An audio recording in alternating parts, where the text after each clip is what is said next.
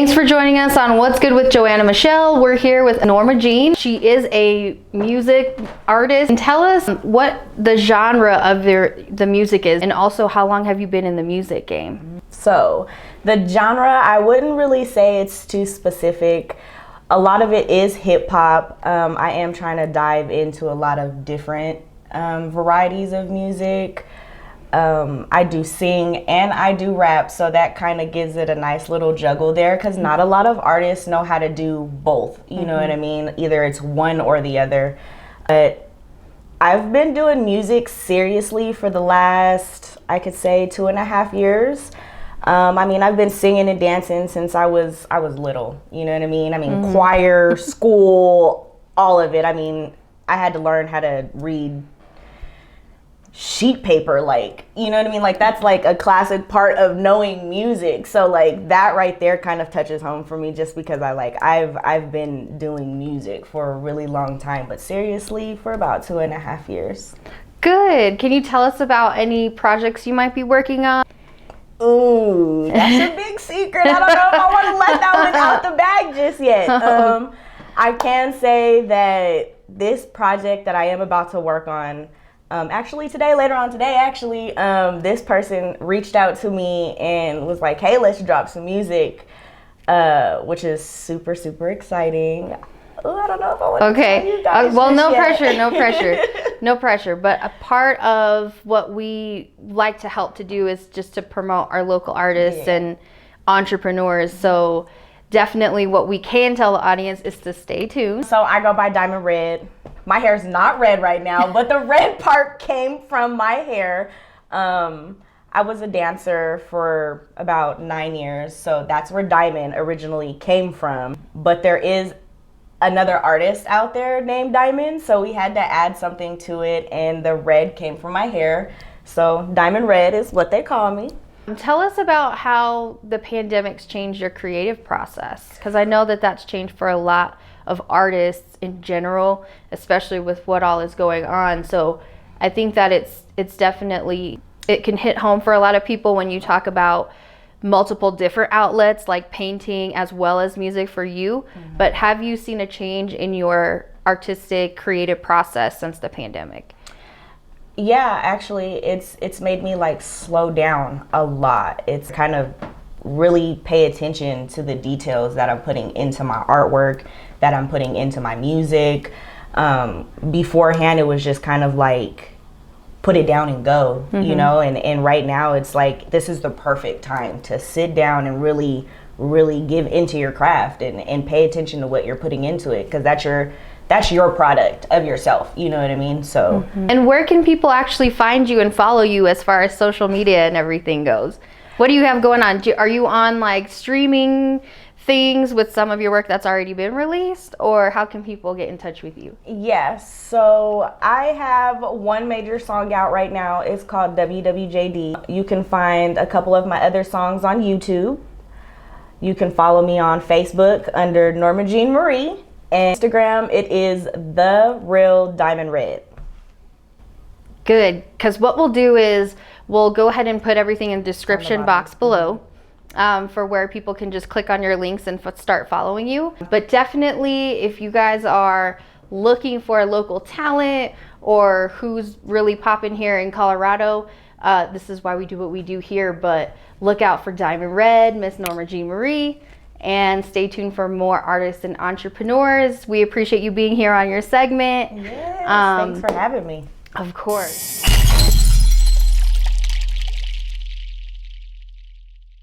We're here at Chain Reaction Brewery, and I'm going to introduce you to a founder owner, Chad. So we want to tell you about this neighborhood brewery because they're super involved in their community. And without further ado, I just want to introduce Chad, and he's going to tell us a little bit more about how long they've been in business.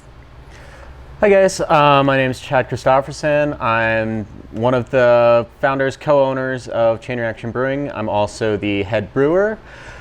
We've been around for a little over 6 years. This year's kind of been interesting with COVID and stuff. Time kind of ceases to exist, but yeah. Very cool, because I think you guys may know someone that we featured a couple episodes ago with Launchpad Brewery. Yeah. We were taking a look, speaking of COVID, at the take-home options, and we did see you guys have crowlers and things like that are available. Tell us a little bit more about your guys' menu and take-home options. So we do the 32-ounce crowlers, and we've been doing it for probably about 2 to 3 years now. And for COVID, it's definitely been a lifeline, a lifesaver. We were averaging like 50 cans a week before COVID, and now we're doing 30 or 40 a day. So significantly more people are to-go options, and it kind of started with when they first did the shutdown order, and we were only able to do to-go, and we were really worried. Our can supplier actually went through, I believe it was like a 3-month supply in about 6 days. Oh my gosh. Yep. And so they scrambled and did everything they could to bring in more cans so people didn't run out, and they worked their butts off, and I'm really proud of what they did, because Amazing. they kept over 100 breweries afloat just by providing cans, making it sure that we could all do it. It was interesting. We were all on rations. We got 50 cans a day, and we blew through them. Kind of felt like a barbecue restaurant. Where when we're out. But we were able, because of that, to kind of push people. It's like, hey, if you still have glass growlers or half growlers, we're able to fill those. We've got lids. We'll clean them, sanitize them, the whole nine, and just save you a couple of bucks in the process. And so we found ways to still sell beer even with those constraints. And I actually had a sample of a couple of the beers here. They're really good. The orange cream and the banana were the ones that I was able to try yesterday. And I also got to look at the operation as it stands now. I know you were able to be at 50% capacity. Now it's back down to 25% capacity for in-restaurant service. Correct. And so tell us a little bit more about the protocols as far as sanitization and things like that go, because really my aim for promoting local businesses is to let the community know that it's still safe for you guys to come and support the local businesses right now, and even if we have another shutdown, because you do have the take-home options. But what else are you guys doing in terms of protocols right now for in-restaurant consumption? For in-restaurant, so there's a couple of main ones. You're not allowed to move tables around or jump between tables, just trying to limit contact with other groups and spread. With the 25% capacity, we're down to groups of 6 or less. Prior to that, with 50, we were groups of 10. And then the third one is, in between every group, we sanitize everything with a sanitizer that kills everything. And those are pretty much the main ones. We're cleaning significantly more, just in between every group, in between every hour or so. We clean the bathrooms, that sort of thing. We've got hand sanitizers all over the place. Yeah. We have a little bit of outdoor seating, which right now the weather's kind of turning. I love the option that you could sit outside if you wanted, and you have those nice heat lamps and things out there as well. Yeah, a handful of the mushroom heaters, and they do a great job of keeping you warm, like directly on there. We do still recommend that people, dress for the weather. It is Colorado after all. Once that sun goes down, it does get kind of chilly, but if you're dressed for it, it's really not that bad. We also put up a temporary patio during the day when there's not as many, or when the sun is out, so we have 4 more tables outside during the weekends. One of the things that they require is that we have a either food option or a food partner.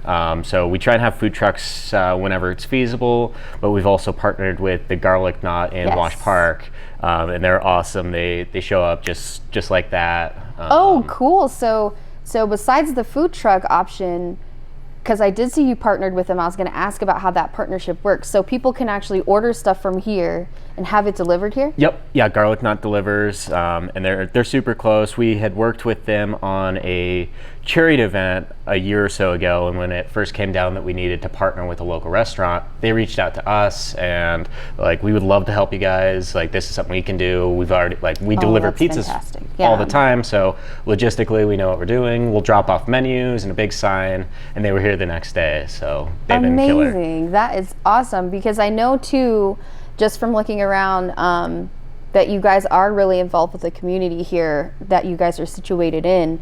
And so you have some events that maybe aren't able to be fully functioning right now, like your comedy shows. Yeah. This coming month would have been the 6-year anniversary of doing comedy night.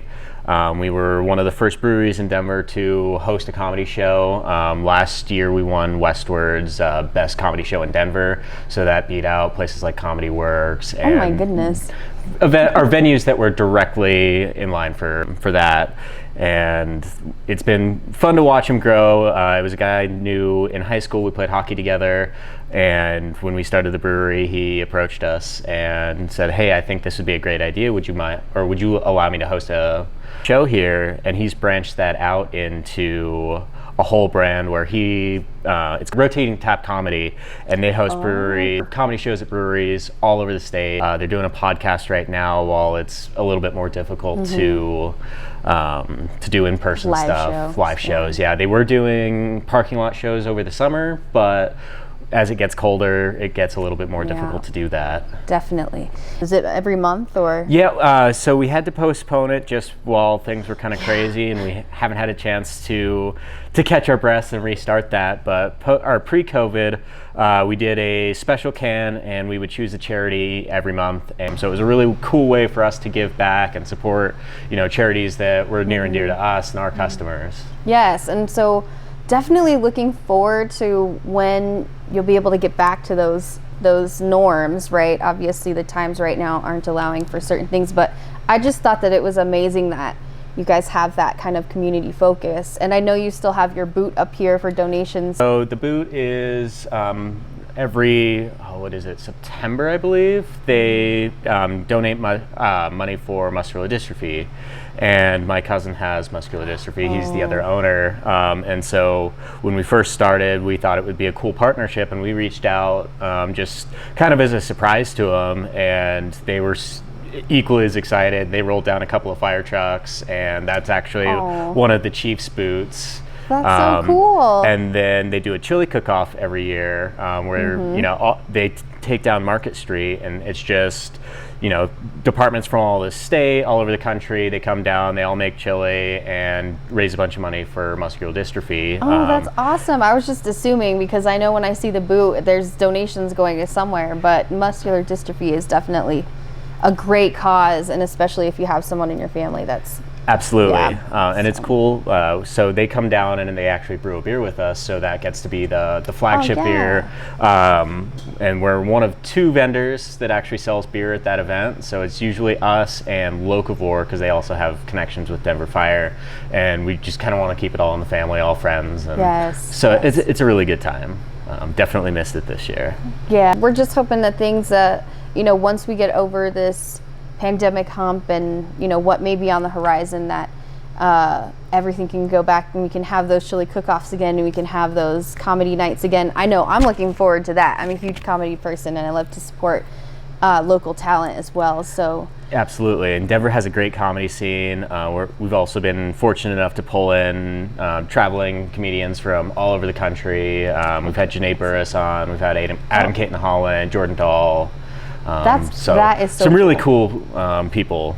Yeah, definitely. Well, last but not least, we want to make sure that we don't forget to talk about where people can follow Chain Reaction Brewery. Do you have a presence on social media? Is there an email address? And obviously we'll put all of that information in the description box below. We're on, the big ones: Instagram, Facebook, Twitter. We try and post something. Anytime we're doing an event, we'll throw it up there. Anytime we're releasing a beer or doing, kind of whatever we think that people would want to know about. And make sure you stay tuned for the next. Who do we have coming up next? I don't know. You'll have to stay tuned. Make sure you subscribe and hit the bell if you want notifications for when we upload new videos. Thanks so much, Chad. Have a great day. Cheers, guys.